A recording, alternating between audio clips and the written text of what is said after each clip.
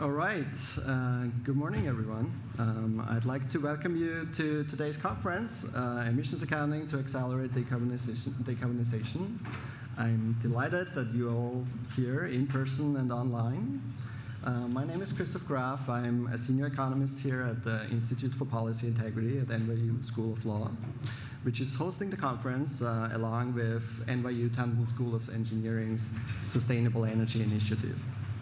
Burji Nunel and Executive Director of Policy Integrity, and Darek Malapragada, Professor at NYU Tandon School of Engineering, and myself are grateful for generous support from NYU Old University Climate Change Initiative and its partners. This is the NYU Office of Sustainability and the Office of Research Development. As many of you know, electricity demand is about to rise in the US and globally because of electrification of transport and heating sectors, but also supposedly of increase in electricity demand for, from AI and data centers. At the same time, many companies and organizations have self-committed to using clean energy.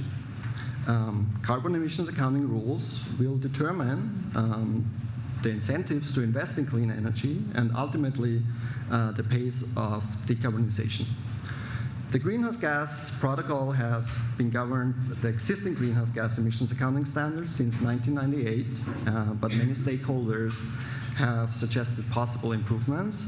And today in this conference, we want to discuss about these possible improvements. We have stakeholders here from academia, from policy, and from industry. And we want to explore best practices for measuring the clean content of carbon emissions linked to a particular unit of electricity consumption. A few words about the Institute for Policy Integrity. Policy Integrity is a non-partisan think tank dedicated to improving the quality of government decision-making. We engage in research and advocacy in the field of economics, law, and regulation. We are particularly active in bringing the latest legal and economic thinking into environmental policy and energy decision-making, including the analysis of distributional effects of regulations. For instance, our research on electric transmission planning has helped properly account for negative environmental externalities, such as greenhouse gases, but also local air pollution. This research is helping policymakers to better understand how decisions on transmission build-out can lead to environmental benefits. The FERC Order 1920 has elevated transmission planning on the policy agenda, and I would assume that some speakers today will likely discuss bottleneck in the transmission grid and how this is related to carbon emissions accounting practices. Clearly, legal and economic questions are important when discussing energy and environmental policies, but also engineering-related questions will play a crucial role. Therefore, I'm particularly excited to co-host this conference with NYU Tandon School of Engineering's Sustainable Energy Initiative. The Sustainable Engineering Initiative takes a multifaceted approach to tackling climate change and environmental contamination. Their work is grounded on 3 pillars: education, research, and knowledge transfer that combines multiple approaches to sustainability and the health of the environment. We're happy to have Darek Malapragada, Professor of NYU Tandon, today to speak at the panel, and I'm sure there are many other Tandon researchers here in the audience. Okay, before we get started, let me briefly walk you through the day. We will have 3 moderated panels, 1 in the morning and 2 after lunch, with speakers from academia, policy, and industry.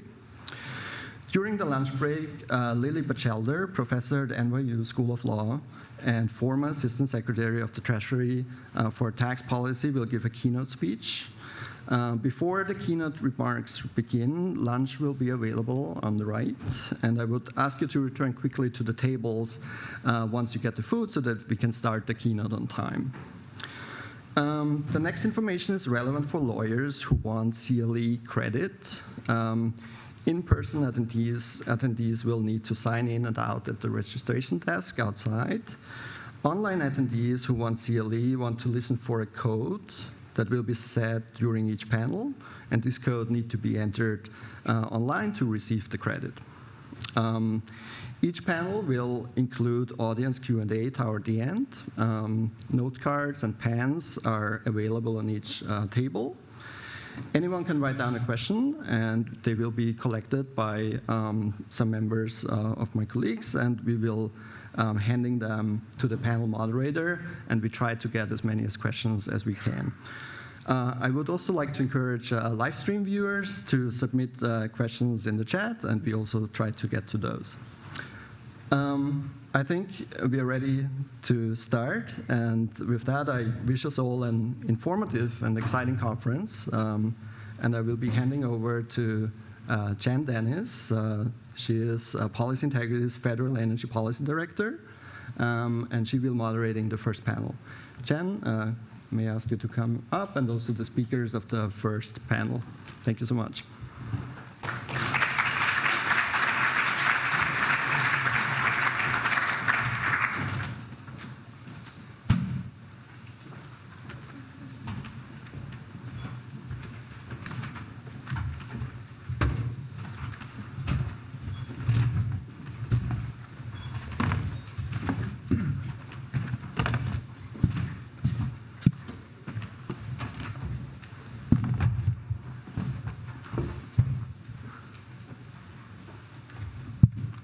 Good morning, everyone. Thank you for being here. We are very helpfully not sitting in the order that we are going to present in. But I will start by introducing Dr. Michael Macrae, who will level set a little bit.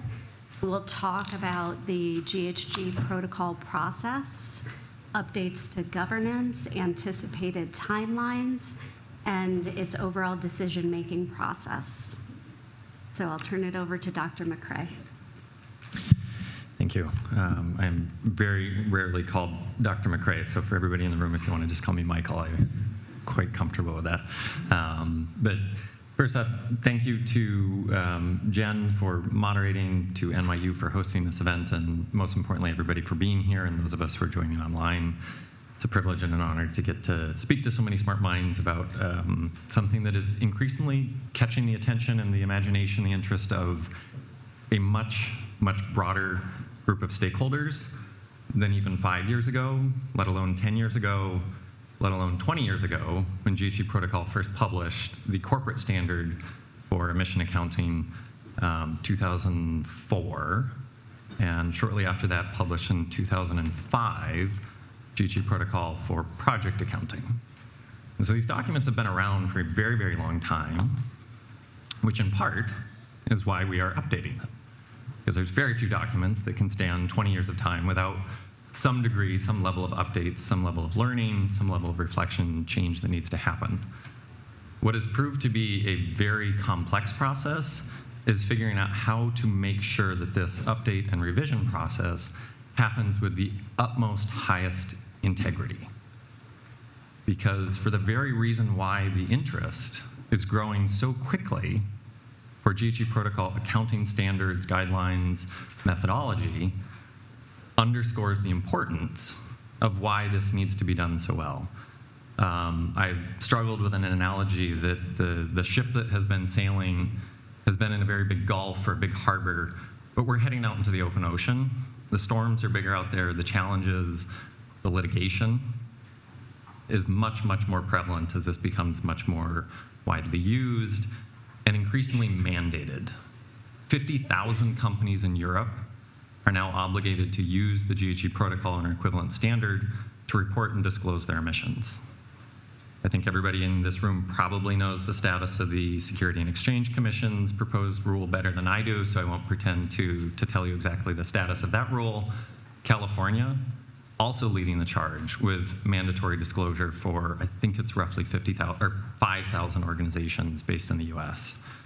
Other programs, other initiatives globally are also taking off and basing their disclosure programs on GHG Protocol or equivalent standards. Across the ecosystem, GHG Protocol serves really as a foundational bedrock for this kind and type of accounting. I think it's fairly analogous to the bedrock financial accounting systems. And increasingly, that's how we're seeing its disclosure work, is it's being reported alongside 10Ks, alongside financial emission, or Now I'm just going to start saying financial and emission reporting because that is increasingly the direction we're seeing this go. So in order to help us through this process, we've spent roughly the last 2 years reviewing best practice in the ecosystem for standard setting, for voluntary programs. How do you have what one of the members of our team calls that unimpeachable integrity for standard setting process? Looking at organizations like ISEAL and equivalent standard setting bodies, guidance bodies, to say, how do we need to do this? How do we need to ensure that we have the transparency, the integrity, the trust? Because that is really what all of this is based on, is a trust that this is done appropriately, is done well, is done with that high level of integrity and consensus. We do need to bring all of the ideas to my left and to my right, and most importantly, to everybody in this audience. We need to bring these ideas together, not apart, together, so that we can move forward and enable aggressive, ambitious, high integrity, effective climate mitigation actions across the globe.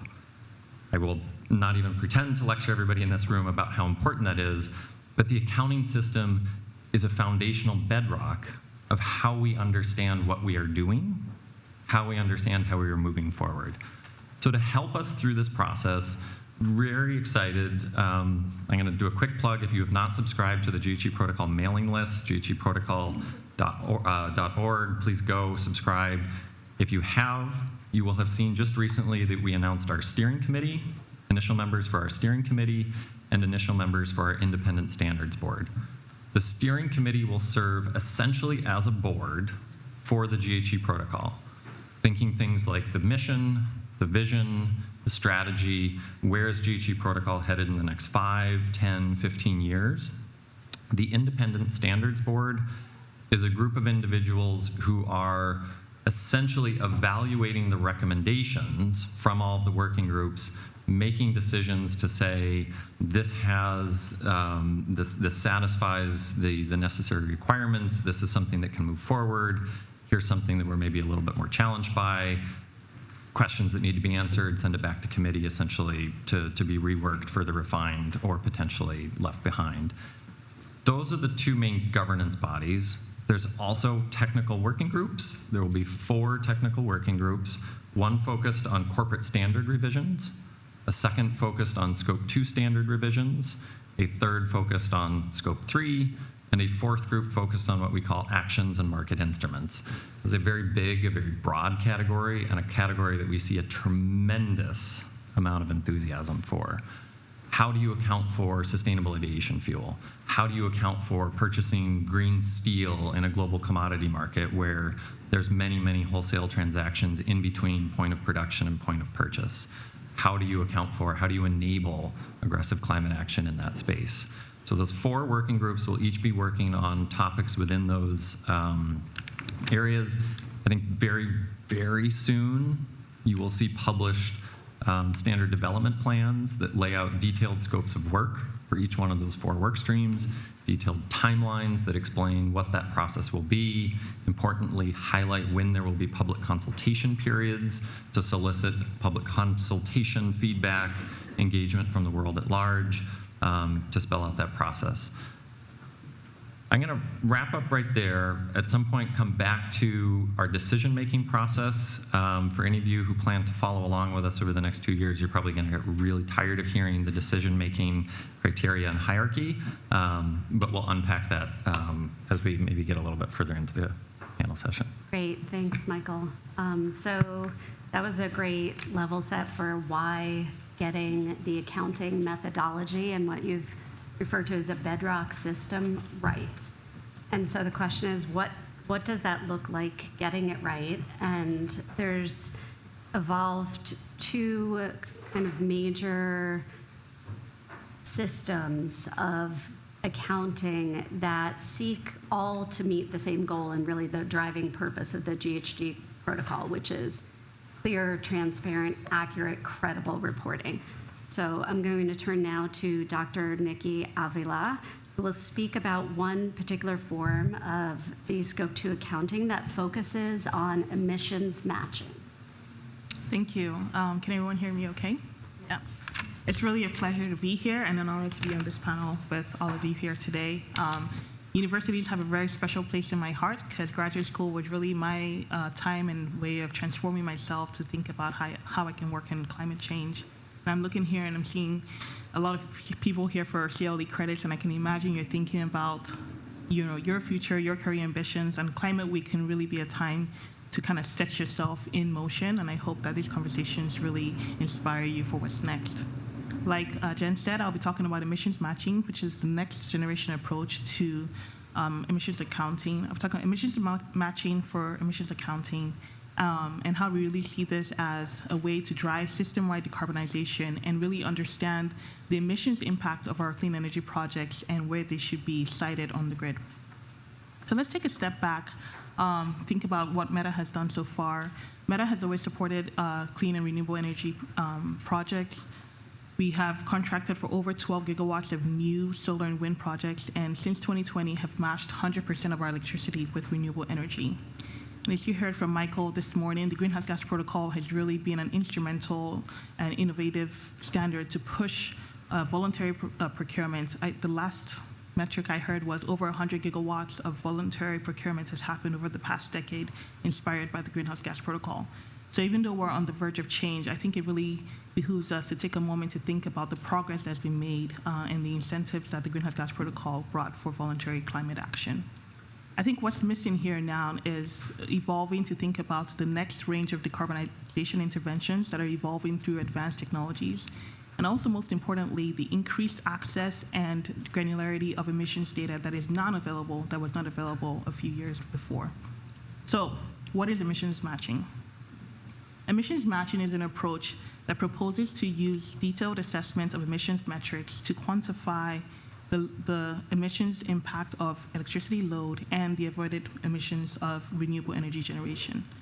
What is different from emissions matching in the current approach and other proposed approaches is that it uses emissions metrics and does not use megawatts as a unit of quantifying impact. When we did not have as much granular information, megawatt hours, counting megawatt hours made sense to count impact. But now that we have more information, now that we have more data, it is important for us to evolve the way we think about our impact and not just count our megawatt hours. We know there's research that shows this. Everyone who works on the grid knows that megawatt hours, even on the same grid, don't have the same emissions impact. This is typically due to the spatial and granular differences across the grid, especially if you think about transmission congestion. So just because you cite renewable energy and load on the same grid, that does not mean that they have the same emissions impact. Simply put, we should not be thinking about energy as the metric for netting out our emissions. We're thinking about emissions, we're thinking about driving system change, system-wide decarbonization. We need to be measuring emissions and not energy. I think to put things in perspective, because I know some people here are based on law and not power systems, I want you to think about two different grids. So think about the grid in West Virginia, where most of the electricity is being produced by coal. And then think about a grid in California, where most of the electricity is being produced by carbon-free energy. Now, if I have to make a decision on where to place my investments for a new solar farm, the emissions impact of placing a new solar farm in West Virginia is 3 times more impactful than placing a solar farm in California.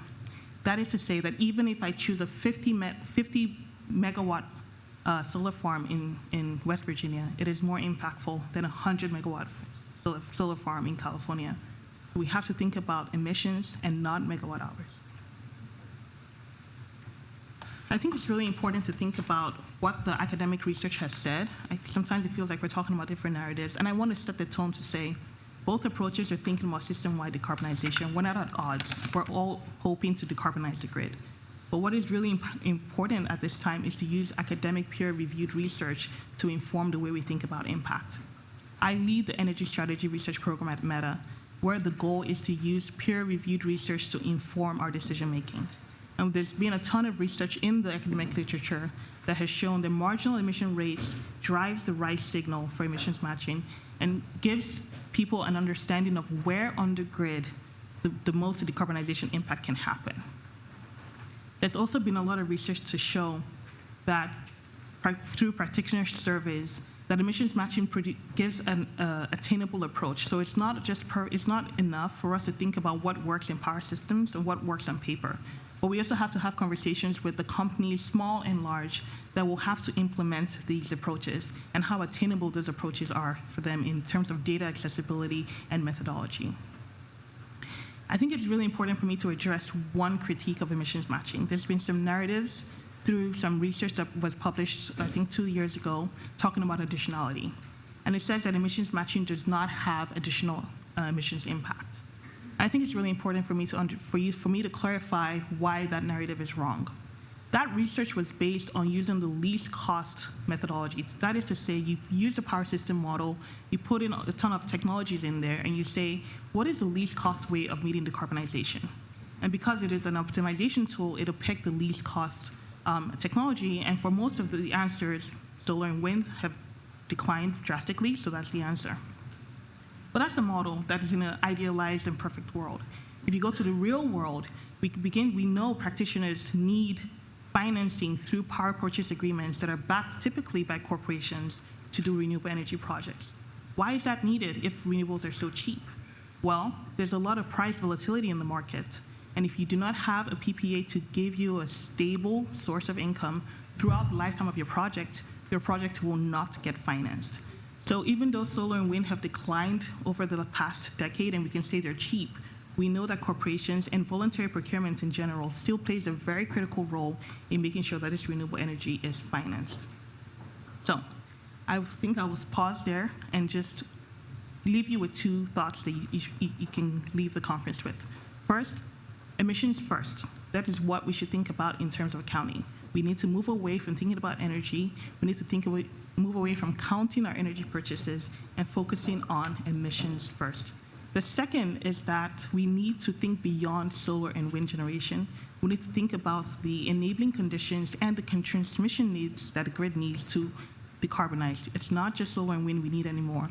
And that's why it was really exciting a few weeks ago that Meta announced a first-of-its-kind partnership with Sage Geosystems, which will bring an innovative advanced geothermal technology beyond the typical geographies where geothermal happens today.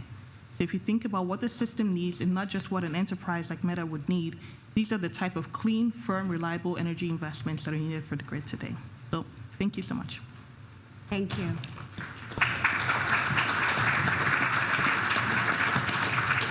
So we'll now turn to Dr. Ricky Sinha, who will speak about and present a different perspective on using megawatt hours, referred to 24/7 matching. He'll speak a little bit about what we think of as the 3 pillars of accounting under this methodology. And he will ground it in the hydrogen context, specifically the 45V tax credit, renewable fuel standards, and certificates. Dr. Sinha. Great, thank you. Thanks for NYU for inviting us. So as Michael was saying earlier, there are some new technologies that are being developed for decarbonization, things like sustainable aviation fuel, new products like green steel, and hydrogen is another one. And so it's a great way to learn a bit about emissions accounting and how it applies to these new technologies. Hydrogen is kind of unique among non-electricity energy carriers because there's no carbon atoms. So when you use it, there are no emissions. And so it's considered a tool for decarbonizing some of the harder to abate sectors of the economy, like maritime and aviation, steel, et cetera. The way that we're an electrolyzer manufacturer, so we're in the green hydrogen sector. And the way that works is water is the feedstock for the production of hydrogen. And so there's electricity applied to water to split the molecule and creates ions that pass through a membrane. And then on the other side, recombines with electrons to create the hydrogen, the green hydrogen. The key input to all that is electricity. So it takes about 50 to 60 kilowatt hours per kilogram of hydrogen produced. So this is a pretty substantial load to producing these green hydrogen molecules. And so there's been a concern raised about, as this industry scales, what impact will it have on load growth? And in order for it to be green hydrogen, of course, we need to use renewable electricity.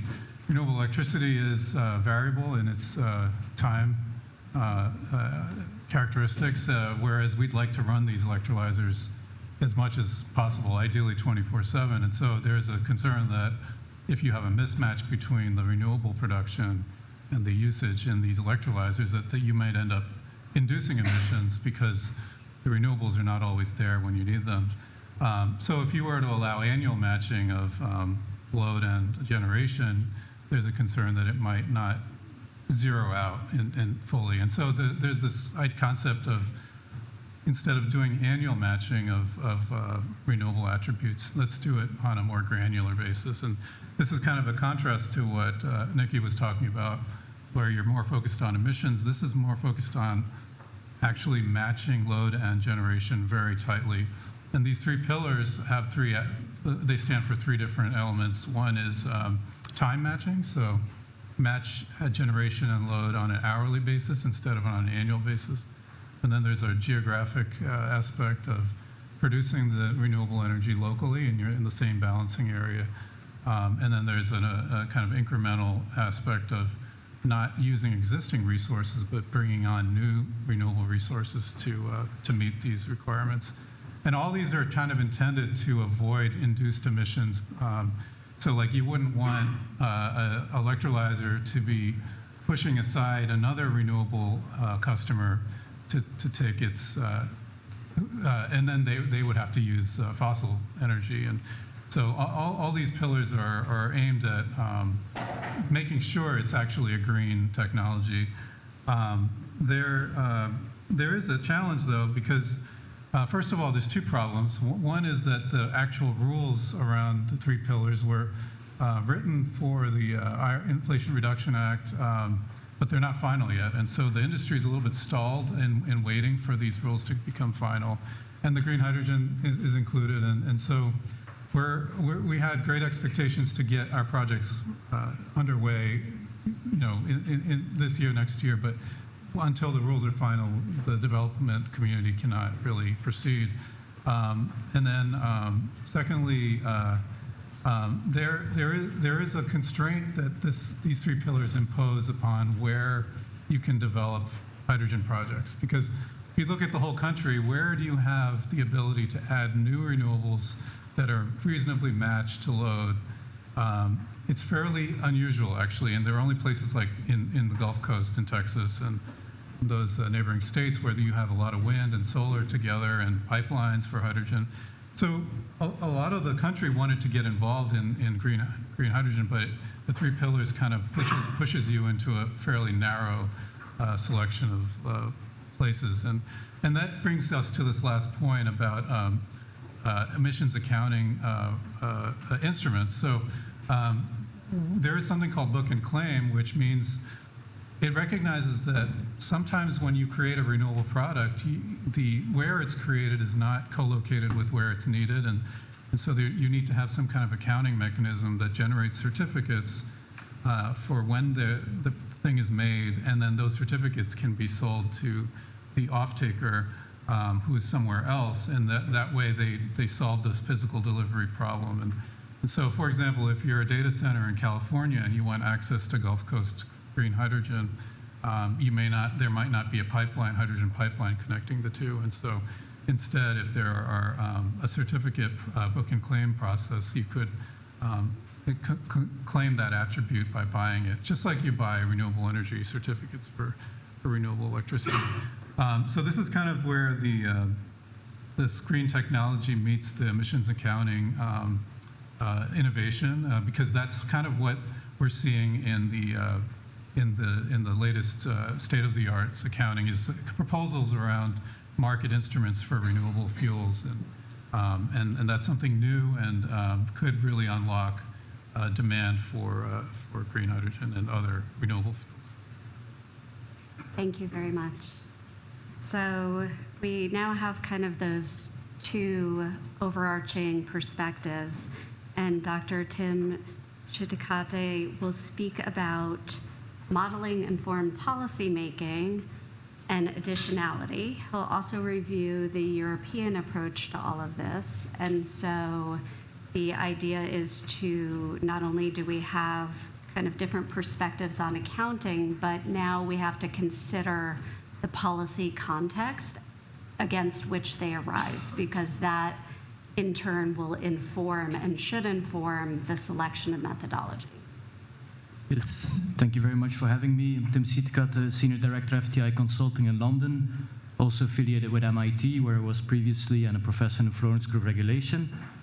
I'll present an academic work that I did with MIT colleagues. Darek is one of them, he's here in the room, and talk a bit about the European perspective.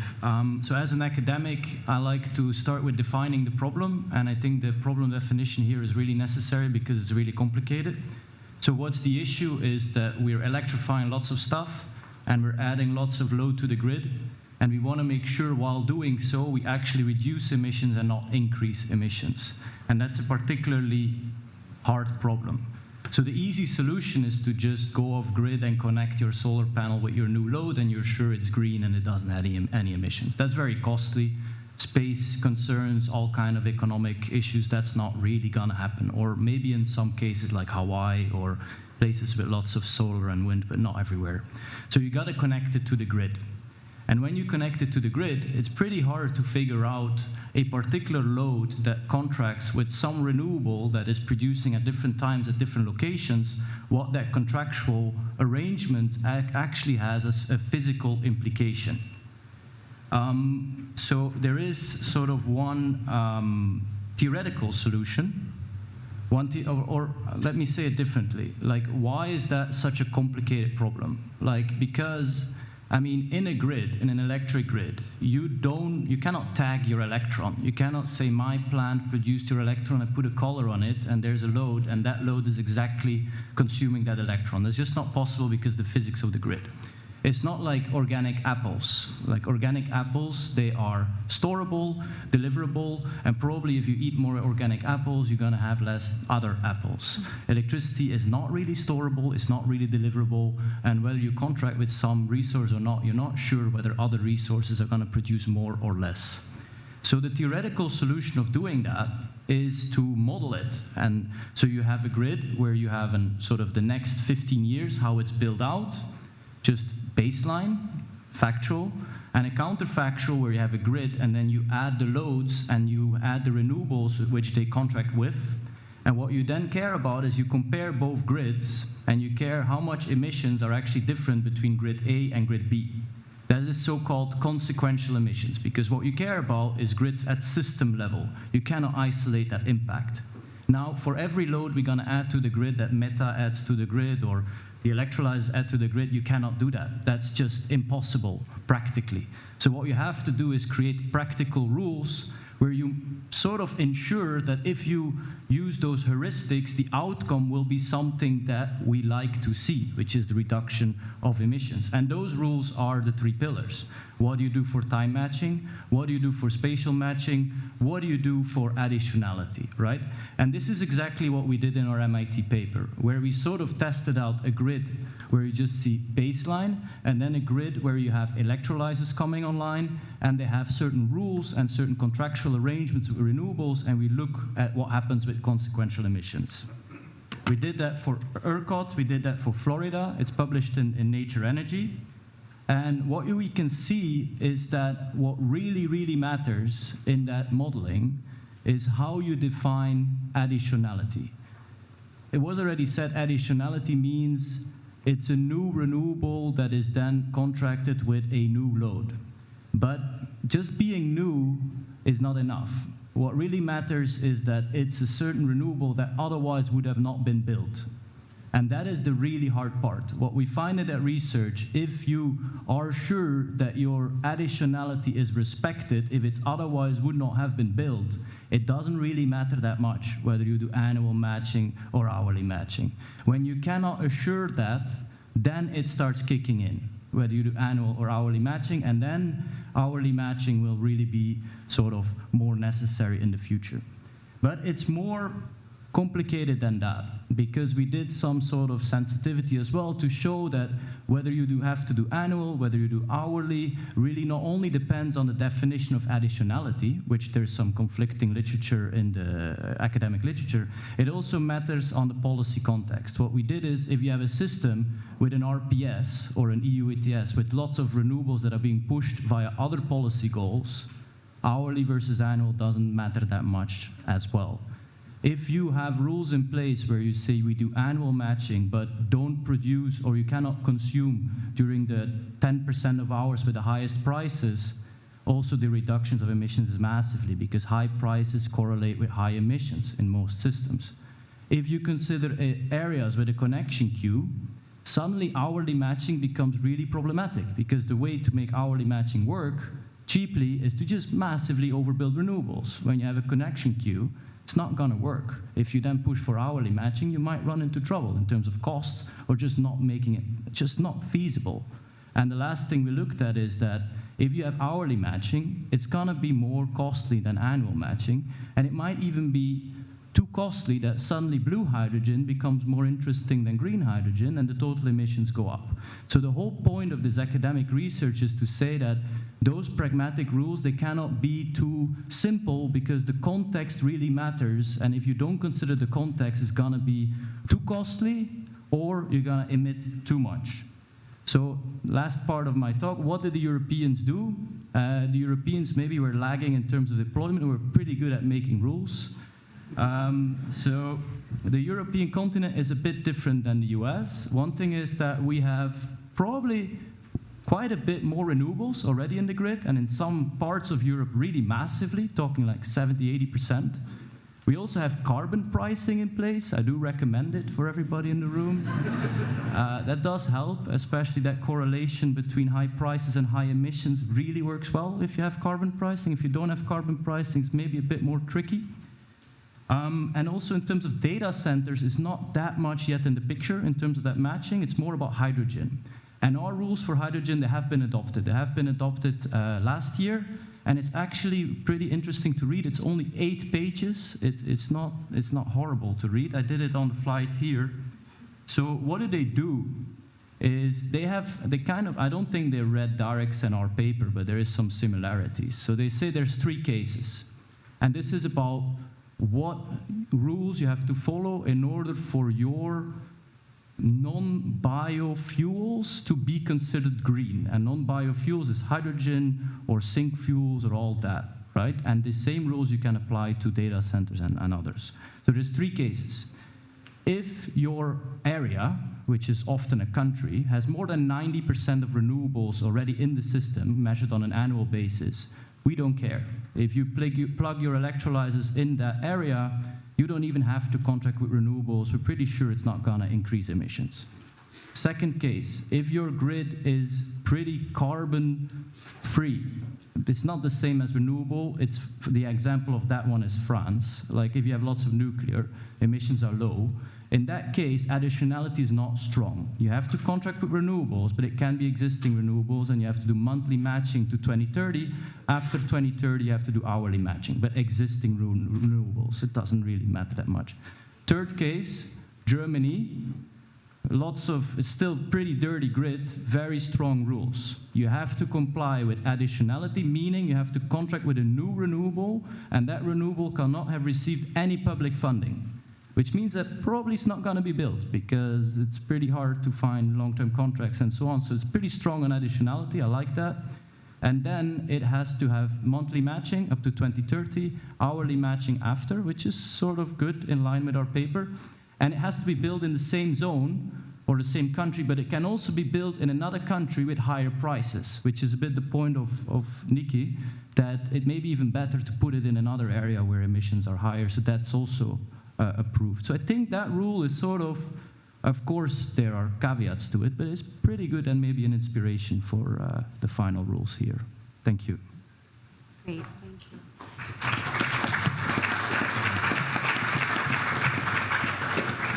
I just want to take a second to remind people that you have Q&A note cards on your table, and so any questions that you'd like to throw to the panel, please get busy writing those because Yeah. Professor Bollinger is going to speak now about the why.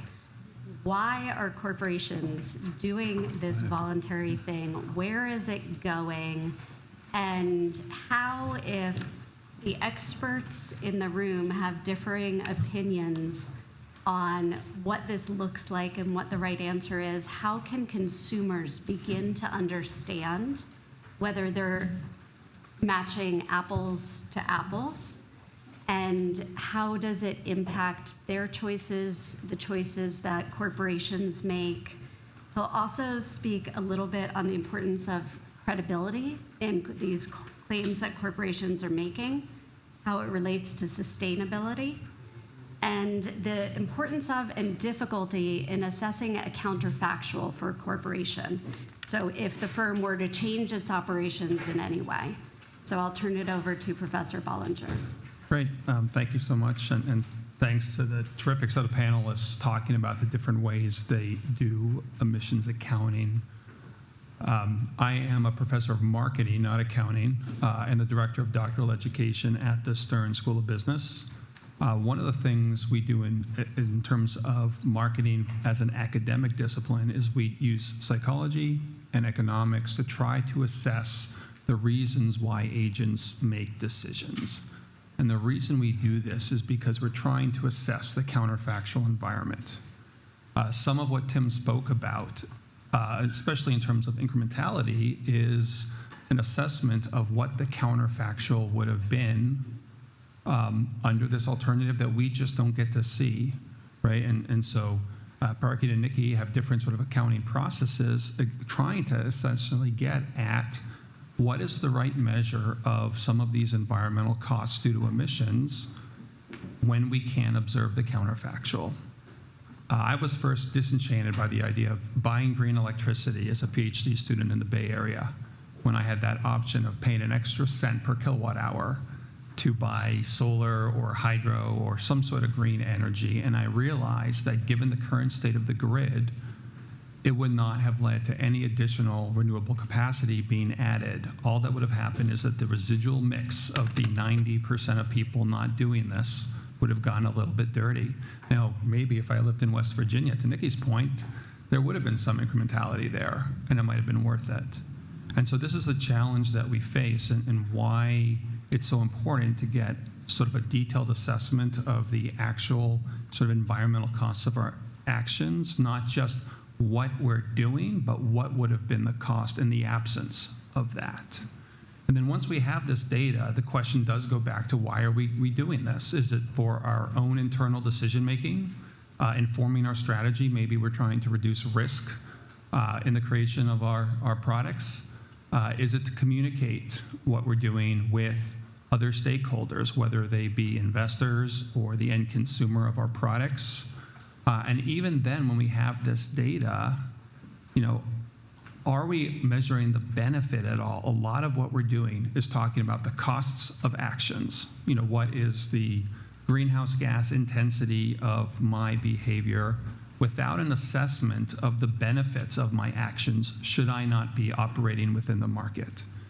Intel came out fairly recently to say that they were not going to adhere to the Science-Based Targets Initiative, despite the fact that they strongly believed in the spirit behind the initiative.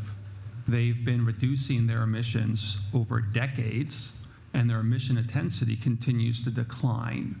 But demand for the product has gone up so much that overall emissions has been increasing. And this is because of the great value created from their products, as evidenced by the demand from their customers. But as a result, they cannot abide to these targets.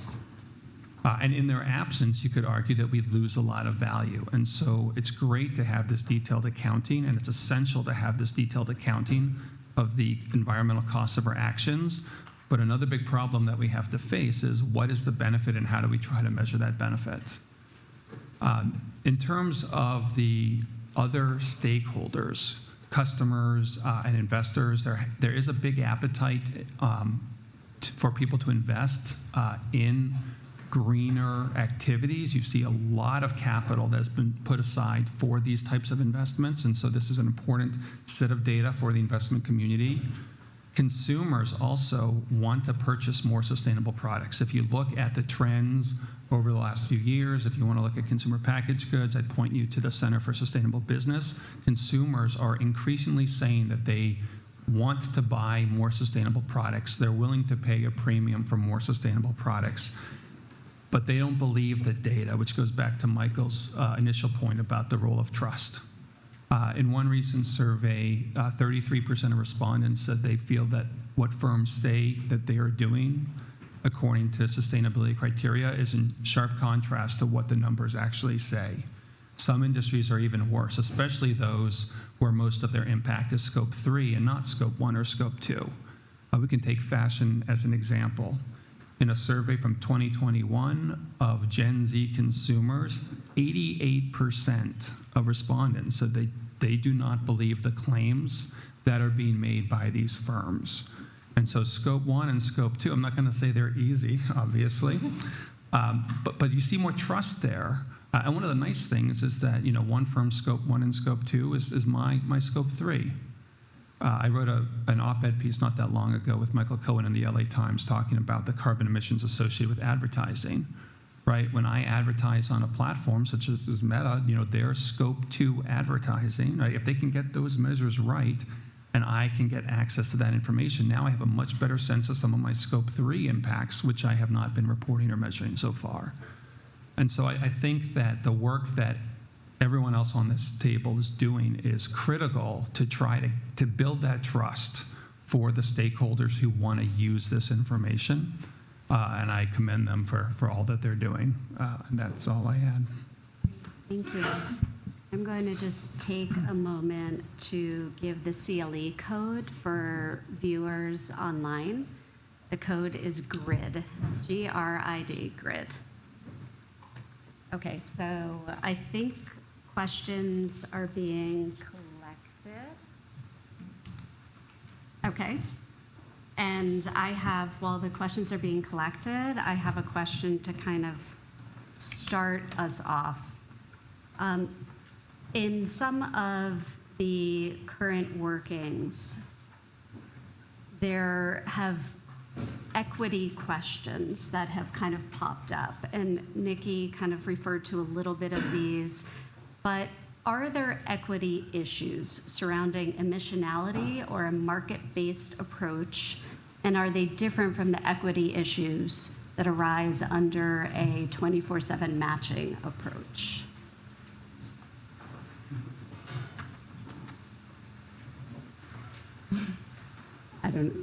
I don't know if anybody on the panel wants to answer. Ricky looks like he's thinking about it.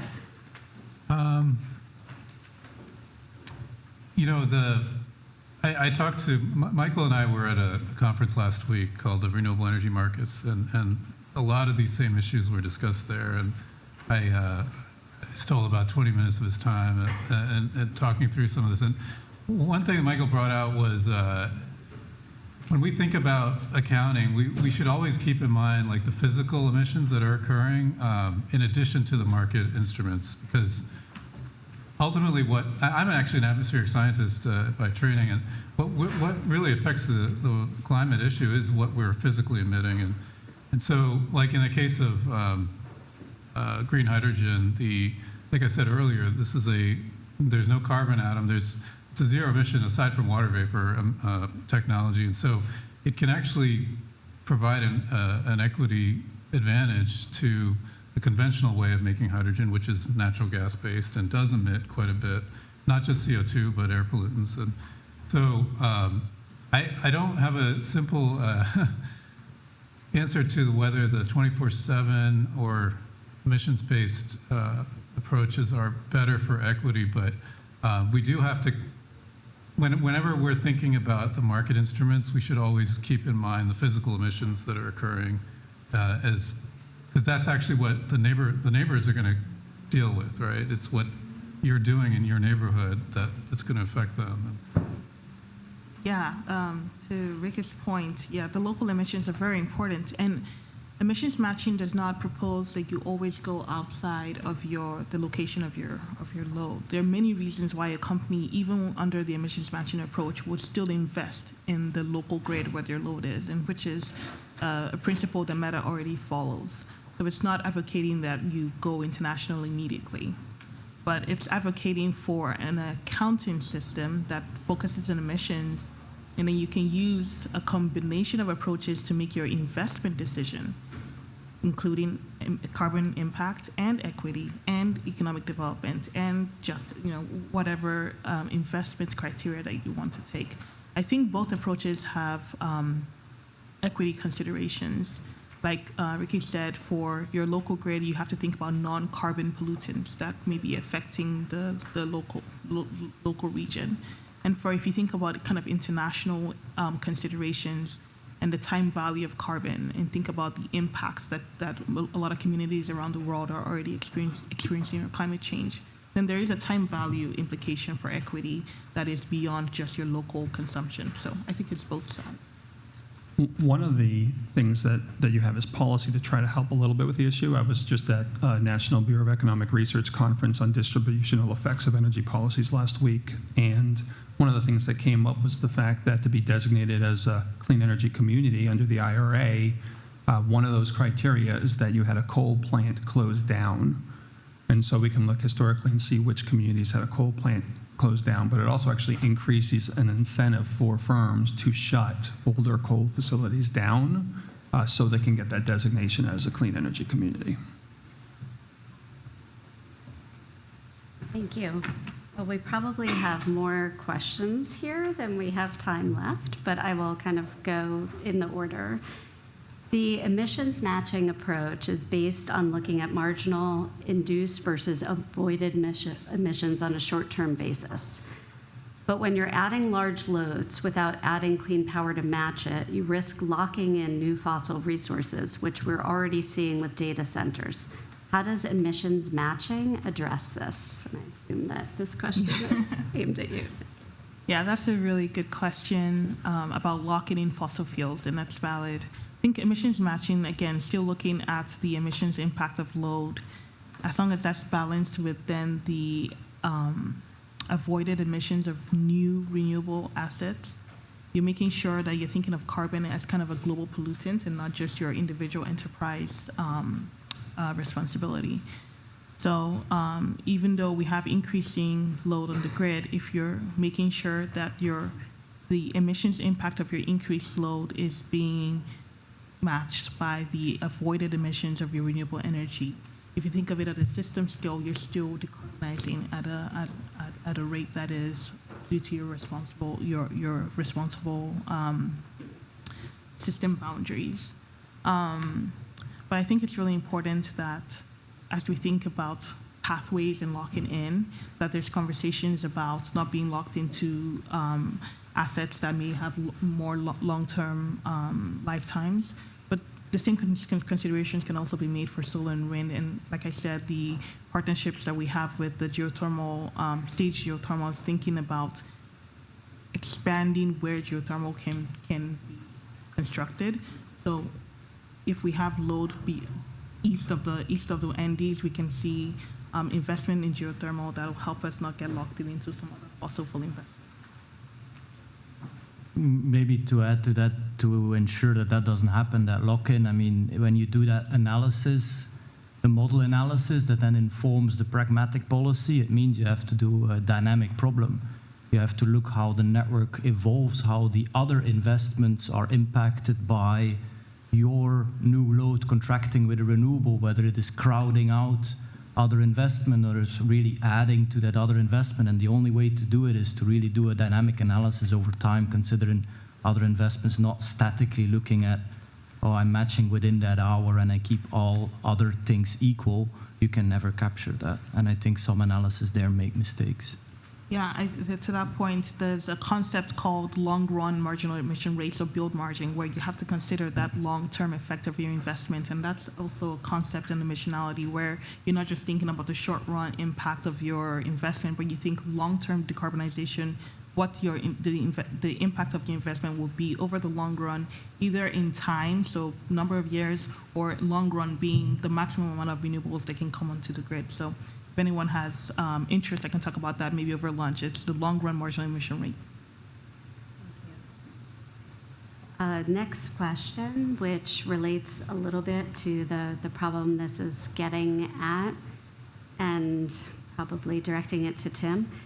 How do you evaluate additionality in countries like China, where renewable projects are mostly initiated by government? And this also ties back to kind of consumer impact and interest in knowing that you are driving change. So definitions of additionality, and I guess also how do you model these questions? Yeah, I mean, modeling is easier than enforcing additionality because you just tell the model to add or not. But yeah, I don't know about China, but this European idea that it has to be a newer, in these more dirty grids, you have stringent matching requirement, and the additionality part of it is it has to be new and it cannot have received any public funding, which I find it's not a 100% waterproof system to make sure that this is actually a renewable that would otherwise not have been built, but it's pretty strong. Another instrument is that if you have at national level, and in the EU that's quite strong, or at European level, sort of renewable goals, and then sort of RPS alike, sort of targets. And then if you make sure that those sources that get contracted with, let's say, the data centers or hydrogen, that they don't, you could say if they cannot count to that target, but you still have to reach your target. So in that sense, you take them out of the equation of calculating your RPS. So you'll reach your RPS, and whatever they do, it comes on top of that. So they don't displace resources that would have been built otherwise to comply with the targets.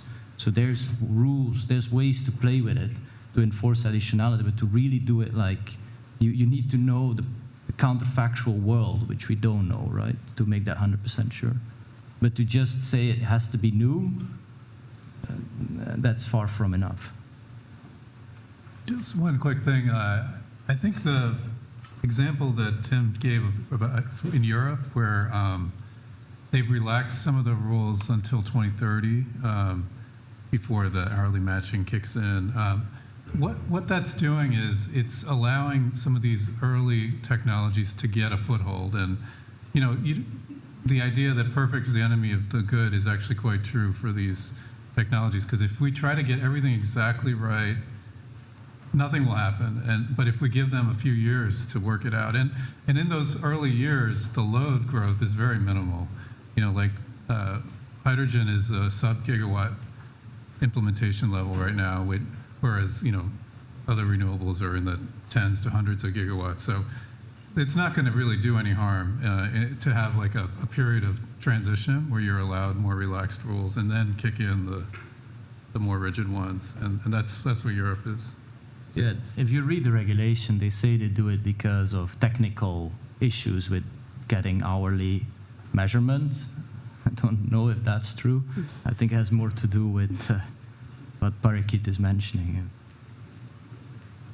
Giving an opportunity to support and get investment in technologies, yeah. So this next question is, I think, really for the panel as a whole, but maybe we can start with Michael. The harmonization of accounting methods is often discussed as a goal or a hurdle that we need to overcome. But different stakeholders have different goals: strategy, investment, reporting, product footprint, et cetera. Does harmonization cut against decision-relevant data, or is it still aligned with decision-relevant data? And this might go to the idea of reporting more than one methodology. That was a very well-worded question, whoever wrote that. Nice job.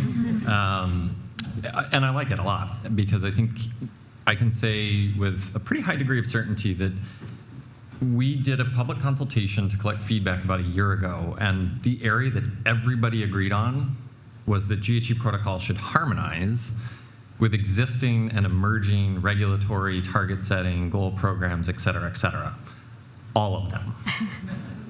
And so, in addition to all of the challenging problems that you've heard the other panelists describe, we also need to do that too.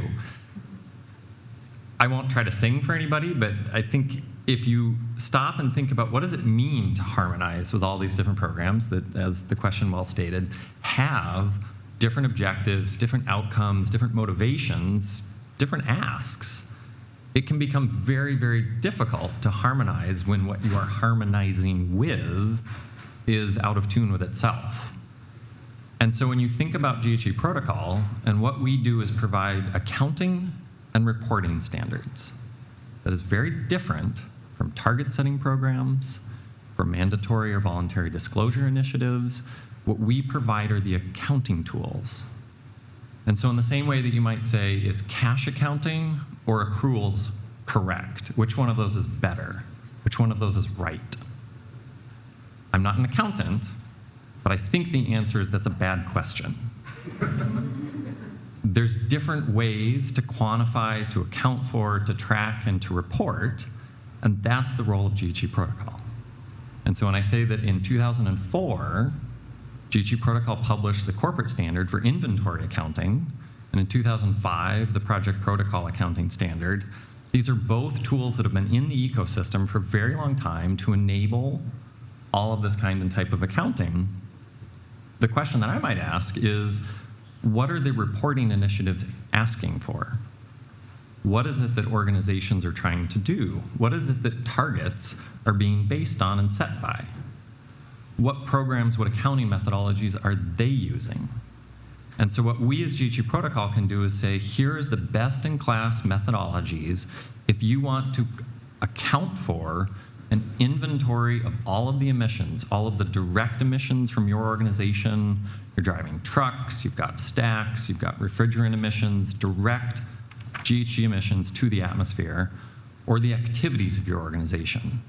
Picking on scope 2, if you use electricity, your kilowatt hours, your megawatt hours. How do you account for the emissions of those inside your inventory? If what you want to talk about is the impact of your actions, your investments, your decisions, et cetera, and trying to find the sort of best marginal value in where you can do your next project. And if you live in Southern California, you maybe don't want to invest in another solar panel. You maybe want to go somewhere else. Or maybe you want to invest in a battery to change when that solar output is used, to the afternoon, to the evening, during that ramping peak, something like that. So again, coming back to GHG protocol, as we try to enable that harmonization across a very diverse ecosystem, a rapidly evolving ecosystem, we really see our role as how do we provide those very high integrity, trustworthy accounting standards so that organizations can take actions with confidence so that the individuals who are consuming or investing in their products can actually believe that these claims are credible and driving actual real decarbonization. So not an easy task whatsoever to try and figure out how to do this and how to do all this harmonization, but I think the idea, the initiative, and the direction we plan to head is again trying to say, enable the most robust kind and type of accounting, understand the different nature of each of these different methodologies, their value, their use cases, and put that out there so that other organizations can say, we want to have our target, or we want to have our disclosure based on this one and this one, we're less interested in that one. Or maybe we want these other two, but they're able to then use those and understand what it is that they're quantifying, tracking, accounting, and reporting. One hope, too, then, is GHG protocol can be held up as sort of a standard for an impact that is really ubiquitous. You know, we all use energy. This gets even more challenging when we think of the host of UN Sustainable Development Goals and the type of impacts that firms have in other domains, whether it's water usage or pollution. And the problem gets even more challenging, I think, in those settings where there is even more variation in the types of stakeholders involved and the ways you would want to try to use that kind of information. It's just far too much heterogeneity. You've seen people argue that ESG should be just get rid of the S and G, focus on the E. And then even beyond that, let's not just focus on the E, let's focus on greenhouse gas specifically, because it's the thing that we currently do best. And the rest is just too tough. I'm not advocating for that position, but I would hope, right, that we can then take some of these protocols and then down the road apply those principles to other domains as well. Thank you. So it sounds like the takeaway is that the GHG protocol is the kind of reason for it is to accurately reveal what corporations are doing, reporting in a credible way, but it's not itself an action-forcing mechanism because it depends on corporate goals, corporate targets, and how they're using the protocol. So I guess one follow-up question is there a danger that even if we get the GHG protocol, I'll say correct, the best possible methodology, that there's consumer and corporate trust is kind of eroded because of the different ways that corporations will be speaking about this? Well, this is all based on using the GHG protocol, but in fact, they're using it really to achieve different purposes. I mean, one of the things that stood out to me when I was sort of refreshing myself with some of the updates with the GHG protocol was the emphasis on getting sort of the numbers right, if we're talking about sort of intensity factors, for example, but then also to be comprehensive in that accounting. And I think one of the places where you've seen at least consumers lose trust in some of the claims that firms are making, whether these are net zero claims that are going to happen in the future or claims about what they're doing right now, is when they realize that these claims are based on non-comprehensive assessments of their impacts. You know, whether this is some sort of number that they throw out in terms of net zero or water usage, and then you realize in the footnote that this covers about 10% of their operations, and you thought it was going to be 100% of their operations. I think this lack of comprehensive accounting is the biggest challenge from a trust perspective, and that's something that GHG protocol is trying to ensure is avoided. So I hope that there would not be that kind of issue. Great. So, Ricky, did you have a... Just to add a little bit, we have to keep in mind that the GHG protocol has been a voluntary activity to date, and so companies do have that leeway to choose what their scope is and what they leave out. And at some point, if there are mandatory programs that are binding, then a lot of the debate we're going through will be resolved because you'll be forced to do it a certain way. And but in the meantime, as a voluntary activity, it's important to be accurate, but also to try to use it to achieve whatever corporate goals the company has. And so I think there's always going to be a variety of approaches as long as it's voluntary. Thank you. Okay, another audience question is, speaking on green hydrogen, what other state-of-the-art technology is critical in GHG reduction? And a second part is, what is the prospect and viability of orange hydrogen? That's a new one for me.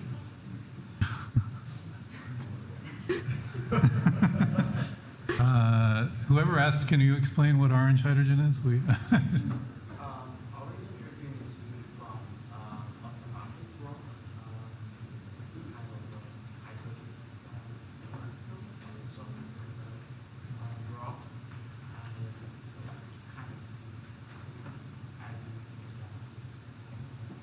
So it's a geological hydrogen source.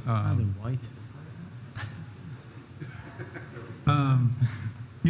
There's so many different types of hydrogen production.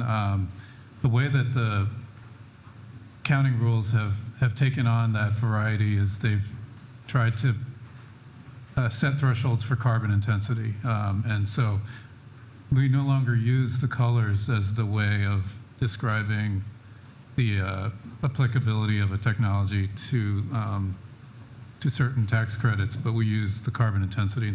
And in order to do carbon intensity, you need to have a life cycle assessment approach to the technology. And that means you're not just looking at the electrolyzer when it's running, but you're looking at the whole supply chain and all the way cradle to gate. And so that's the same approach would have to be taken for geological sources, as some kind of life cycle model that's standardized. In the case of many of the hydrogen technologies, the Argonne National Lab has the GREET model that is used, and they even have a 45V version of that model that is very rigid and doesn't allow you to mess with many parameters. But life cycle thinking is really key to a lot of the credibility that we've been talking about. Is if you do it right, life cycle assessment will avoid induced emissions that you might get if you only look at the operating emissions of a technology. But maybe to add about the other technologies is that, I mean, the focus is always on hydrogen, because hydrogen is just whether you do it via electrolysis or other ways, it's sort of a tight competition in terms of emissions. You're not really sure whether actually electrolytic hydrogen would reduce emissions versus, let's say, blue hydrogen. But the other ones are equally important, is like, of course, transport, electrical vehicles, and heating, heat pumps, but also industrial heating. And you could apply exactly the same principles there, but the reason we don't discuss it is because it's not tight competition. For EVs, you really have to do your best to emit more than a combustion engine car. And for a heat pump, the same, just because it's just such a big difference. And therefore, hydrogen is in the picture, but these technologies are equally, if not even more important for let's say, decarbonization. And the other point is on data centers and reputational benefits of corporates, and that's just because you want to have a green premium or reputational benefit, that is, and that's why it's also important in discussion. Thank you. Okay, we'll turn to the next question, which is a very big question. How can emissions and price leakage be resolved if carbon pricing is adopted?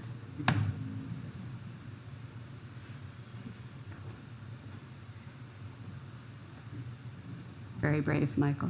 I will just simply say that my job probably gets a lot easier as needing to provide a voluntary carbon accounting standard if there was something like a national price. So, but I think that, or at least me, is outside my scope of what I'm able to discuss today. Could you repeat the question? The question is, how can emissions and price leakage be resolved if carbon pricing is adopted?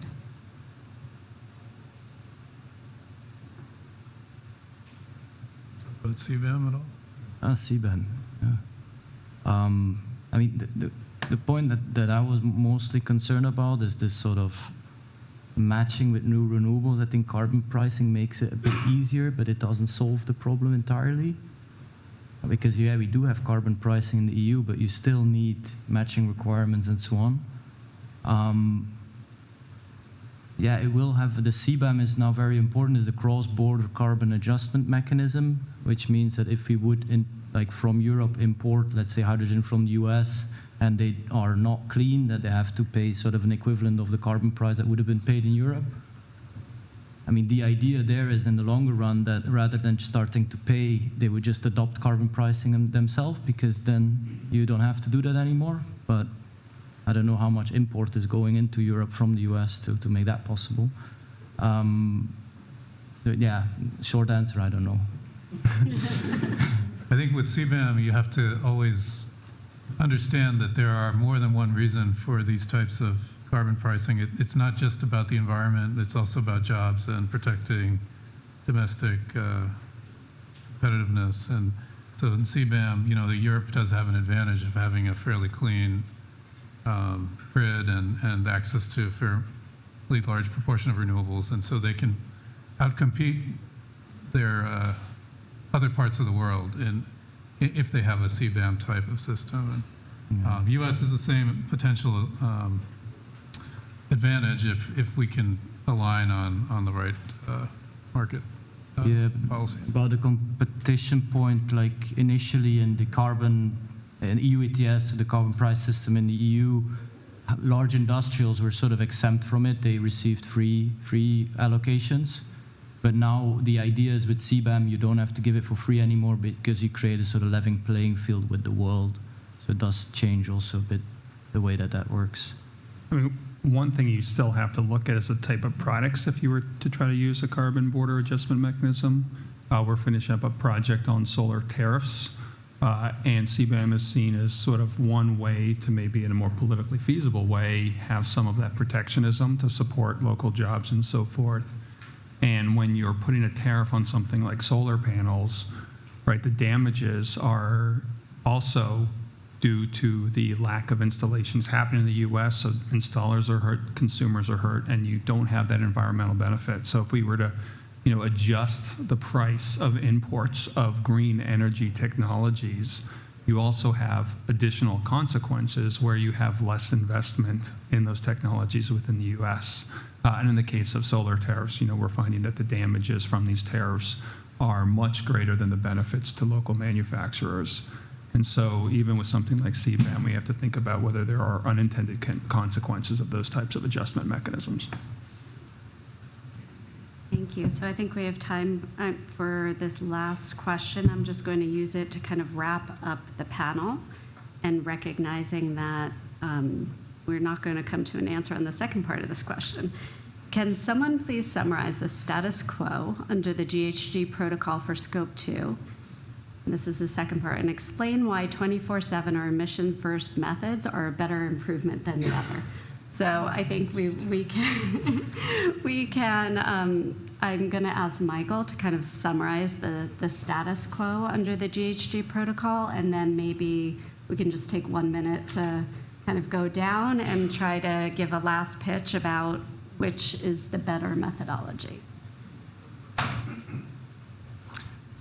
Status quo for GHG protocol 2015 Scope 2 guidance was published to introduce 2 reporting methodologies. One is called the location-based method, and the second is called the market-based method. The location-based method is very simple.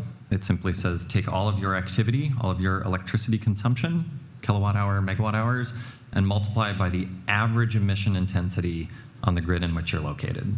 If you're in the United States, eGrid would be a really easy, readily available example. EIA, there's a lot of other sources that you can find globally.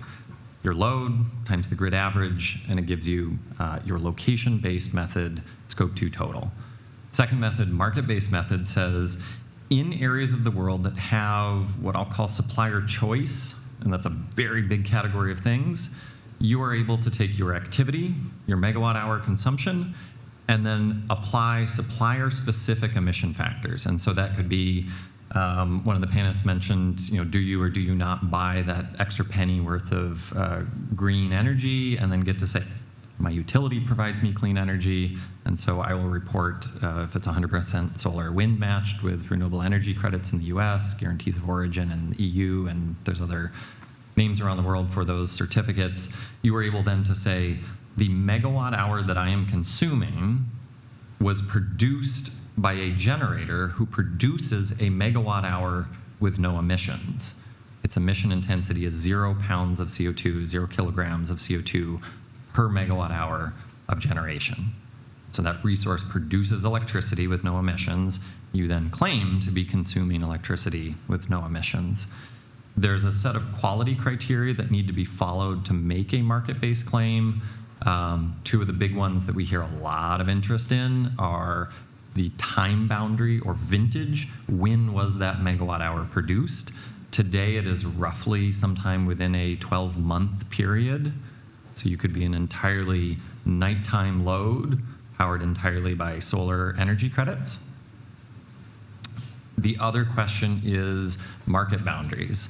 And this is today, if you are essentially in the same jurisdictional region, and so if you're in North America, this could be FERC, this could be NERC, that kind of large regional control. If you're in Europe, it could be the entire EU.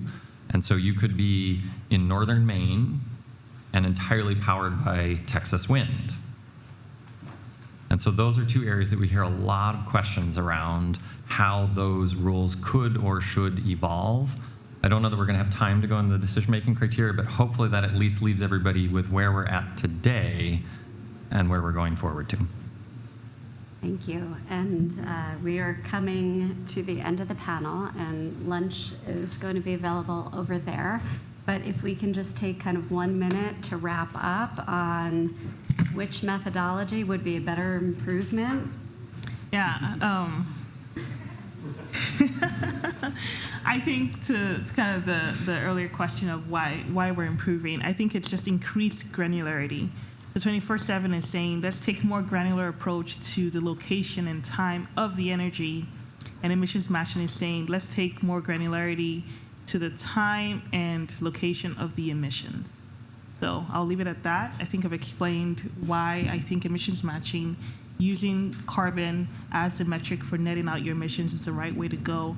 But you can think about both strategies as aiming for a decarbonized grid. We're all aiming for the same thing, and hopefully with the revision process and the protocol, we'll get to a common area. Thank you. Yeah, we modeled 24/7. We never modeled that approach. So, because in the end, they're just proxies of what the first best would be. So I would have to model the marginal emission and see what are the dynamic implications of that to give a sort of answer to it.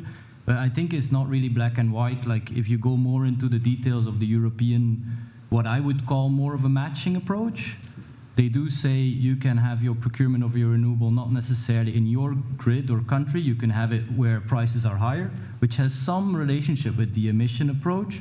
They also say you don't have to match hourly post 2030 when at that point in time your price in your area of your load is lower than 20 euro per megawatt hour or lower than 1/3 of the carbon price, which also is sort of indicating that at that point the emissions are really low.